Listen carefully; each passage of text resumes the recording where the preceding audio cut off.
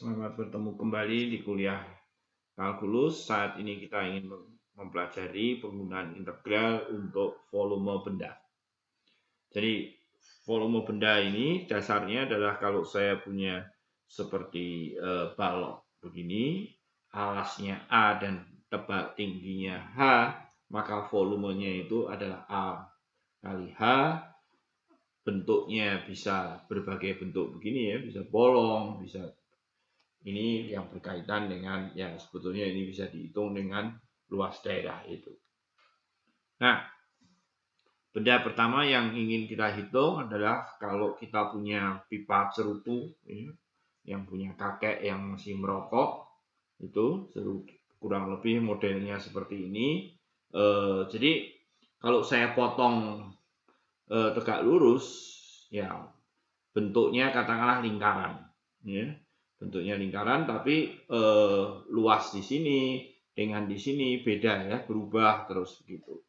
Jadi secara umum kalau saya potong di satu lokasi X, katakanlah luasnya itu adalah AX. Nah, kita ingin menghitung benda ini. Caranya bagaimana? Seperti dulu, kita potong-potong kecil. Ya.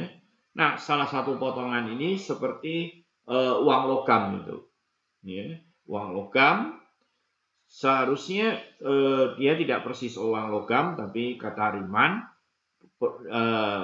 jari-jari yang berubah ini kita anggap saja konstan, di mana konstannya itu adalah satu titik kita ambil, disitulah kurang lebih jari-jari dari luas penampang ini.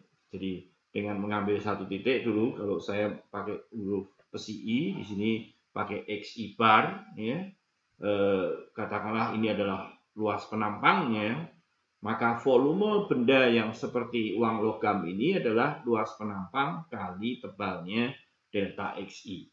Ya. Jadi volume bendanya ini dijumlahkan ya, kalau dipotongnya baru bertiga, dijumlahkan ini, kelihatan ya, nah, kelihatan M-nya. Ya. Oke, dijumlahkan, diambil limitnya, kemudian bentuk itu berubah menjadi integral. Ya. Jadi seperti ini volumenya pada satu potongan uang logam, yang lain kelihatan ini semua nih, bisa dibayangkan. Oke, kemudian kita ambil limitnya, ya, kita ambil limitnya untuk n juta hingga hasilnya adalah menjadi limit dengan sigma berubah menjadi integral, ini menjadi AX dx. Oke. Nah, sebagai contoh, carilah volume benda padat yang diperoleh dengan memutar dengan pusat putaran itu sumbu X dari daerah tertutup yang dibatasi oleh Y akar X, sumbu X, dan X sama dengan 4. Nah, kurang lebih bentuknya seperti ini daerahnya, ya, dibatasi oleh sumbu X, ya, Y sama dengan X sama dengan 4. Daerah tertutup, jadi yang hijau ini. Ya. Ini saya ambil dari buku pegangan. Kemudian kalau saya putar, nah, maka akan ada uang logam kecil-kecil ini, dan tingginya di sini adalah akar X gitu ya, akar X.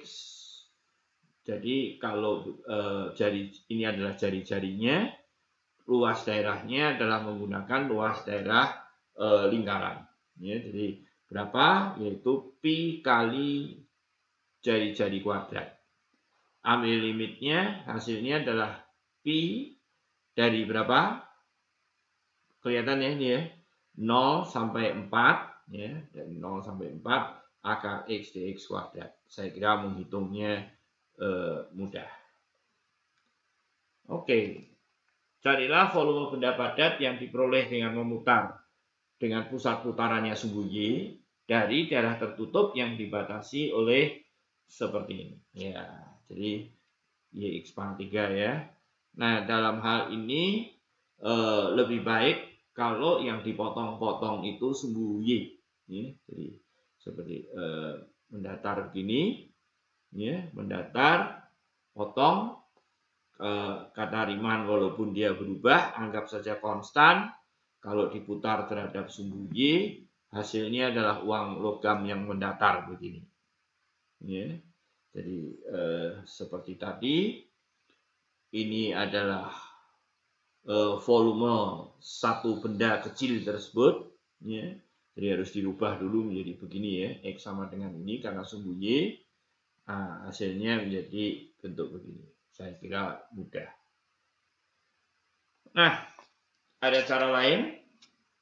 Kalau saya punya benda ya seperti tadi pernah saya sebutkan, bendanya seperti ini kan luas alasnya kali tinggi, ya.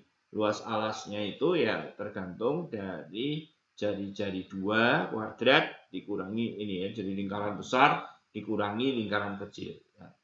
Ya, jadi ini yang disebut dengan nanti cakram dengan lubang.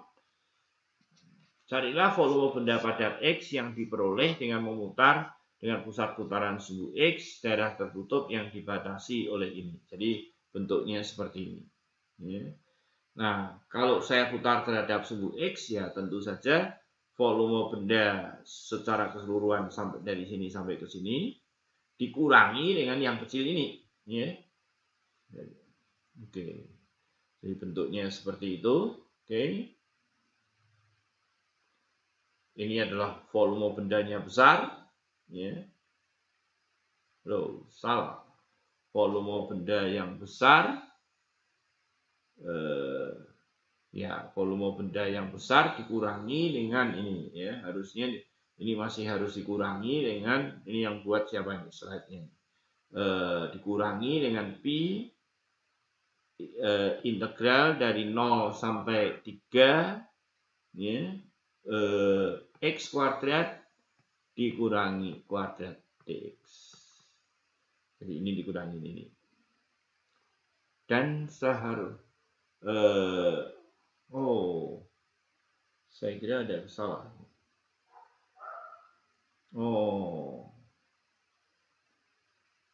Ya. Oke. Nah, mungkin abaikan saja contoh tadi.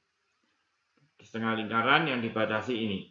Nah, tapi sekarang diputarnya X sama dengan min 1. Ya. Jadi lingkaran ini diputarnya di X min 1. Jadi hasilnya nanti seperti cakram tadi ada lubangnya. Ya.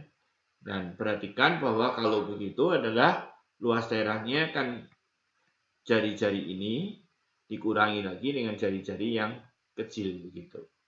Oke, ya seperti ini, betul? Ya. Jadi volumenya adalah ini yang besar, jari-jari yang besar ya, 1 plus akar 4 min Y kuadrat dikurangi 1 yang luas yang kecil ini. Oke, lanjut. Alas suatu benda adalah daerah di kuadran pertama dengan batas ini. Ya, jadi ini batasnya Y sama dengan 1 min X kuadrat min 4. Sumbu X dan sumbu Y.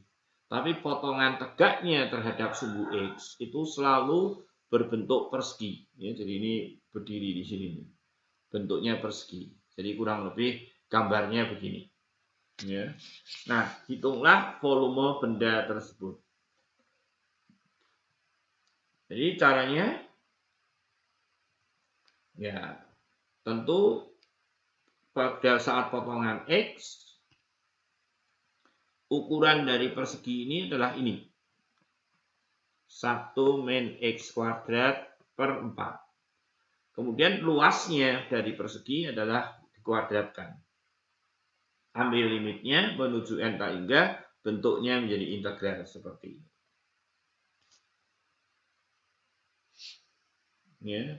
Contoh lain, alas suatu benda adalah daerah di kuadran pertama dengan batas satu daerah Y sin X dan sumbu X. Potongan tegak lurus terhadap sumbu X berbentuk segitiga sama sisi. Hitunglah volume benda tersebut. Ya, jadi alasnya berbentuk seperti ini. Ya. Kemudian kalau saya potong, ini saya potong di sini, bentuknya segitiga sama sisi. Berapakah volume benda tersebut? Seperti dulu, potong-potong-potong, potongan kecilnya kita hitung kita anggap walaupun ininya berubah, tapi kita anggap konstan, dan dia berbentuk segitiga sama sisi, kita hitung luasnya, kalikan tebalnya, itulah volume benda kecilnya. Kita jumlahkan, ambil limitnya, itulah hasil integralnya. Ya. Jadi oke. Kalau kita potong,